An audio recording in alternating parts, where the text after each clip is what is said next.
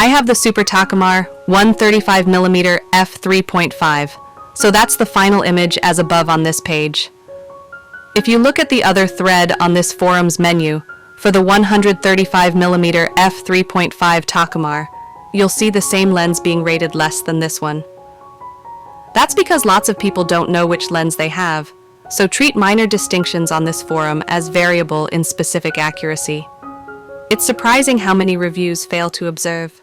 There are different lenses here, so be careful if you are reading these reviews with a purchase in. The Super Takumar is a good to very good, nothing more, nothing less, lens. Some people who enjoy playing with old stuff get a bit carried away on this being cheap in comparison to ridiculously overpriced digital lenses. But that does not make it take better pictures that are reliably sharp and good-looking.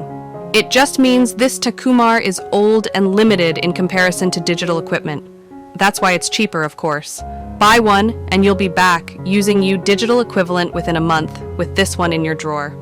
Now, if you are using film with a camera that only takes M42 screw lenses, this Takumar is a different lens altogether. This is a great lens at f5.6 to f11, but beyond that range it's good, but not very good. f16 is very good in some conditions. The Super Takumar coatings are pale pinky mauve in comparison to the yellow gold of the Super Takumar 55mm lens range.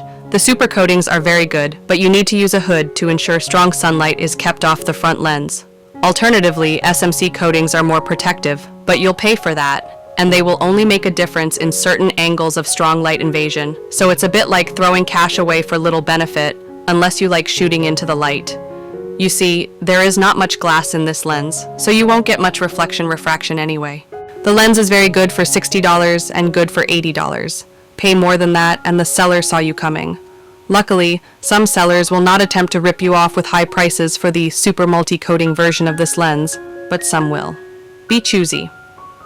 Super multi-coated versions also have an extra aperture mechanism on the M42 mount, plus a second smaller pressure pin for releasing the auto manual side switch. This makes the lens about 15 grams heavier than the Super Takumar version. Beyond these small differences, they are the same lens. So back to the Super lens. It has a nice basic and simple mechanism, makes it easy to use. It's not heavy. Same diameter as a Takumar 55mm lens and about twice as long. So it's neat and tidy and can easily vanish into a coat pocket. Easy to keep clean and easy to service yourself with the right tools and a bit of know-how.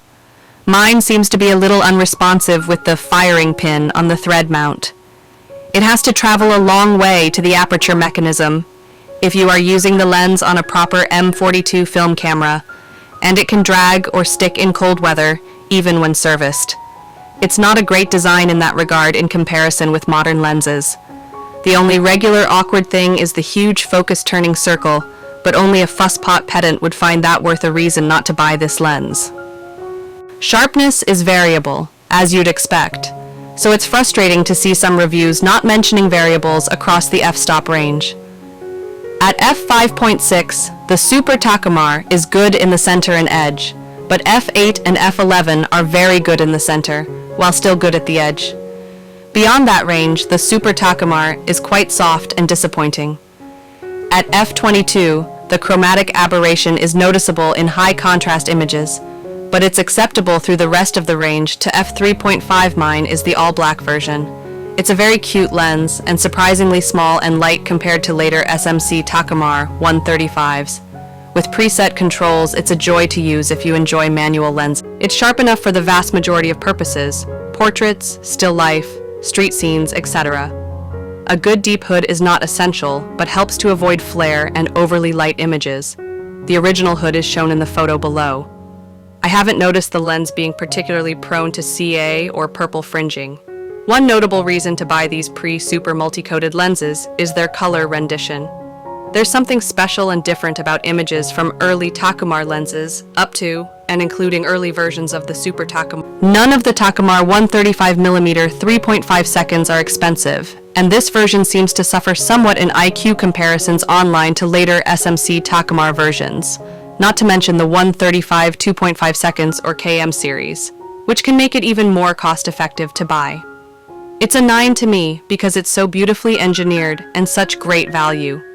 The bottom line is that if you put the effort into composing, focusing, and metering, etc., this lens will produce excellent images. And you really have to hold one to realize just how cute it is image quality filming.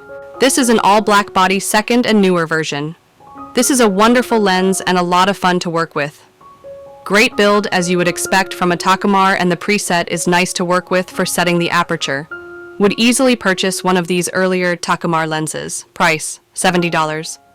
70.